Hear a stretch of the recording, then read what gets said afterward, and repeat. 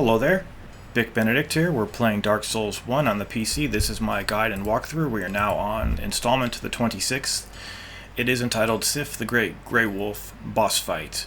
So, in the last video we ended at the New Londo Ruins, but since we cannot proceed unless we kill Sif, we're going to have to warp back to the Undead Parish bonfire and make sure that if you haven't picked it up, pick up the Crest of Artorias from Andre the Blacksmith for 20,000 souls, and that will allow you access to the door next to the bonfire down here. So all my armor currently is at +9, except for the upper portion, like the plating, like the breast plating and the shoulder stuff. I don't know what that would be called. You know what I mean. The second one from the left when you're in the menu. That's at +10. And everything else is at +9. I've got the Ring of Steel protection on for physical damage absorption. Also, make sure that, and it goes without saying sort of, just make sure you head to the bonfire to the left of the door to create your spawn point here. The only reason I mentioned it is because it's not shown in the video, because I edited that out for a more seamless presentation. So Sif, he mostly does horizontal swings and like pounces and charges and like backflips and things like that.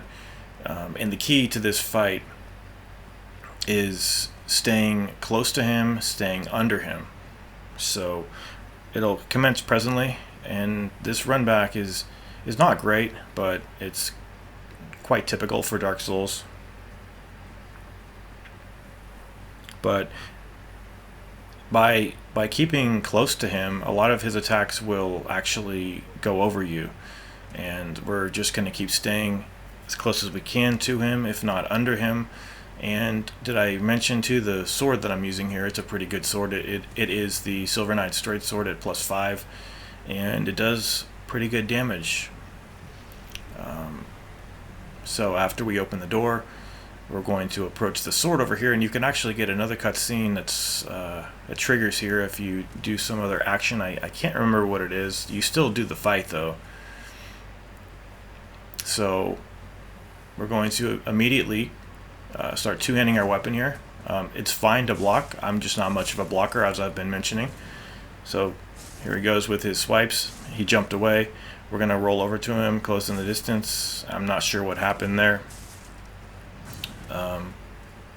Camera's kind of iffy at times, but basically, you know, you'll see him jump over to you. You'll try to roll through it for iframes. There is another ring that gives you more iframes. I haven't picked it up yet, so I'm gonna actually check to see where that one is. I dislike the roll that it has, but more iframes is always better in my opinion. So we're dealing pretty good damage here, but see how staying close is the ticket to winning here.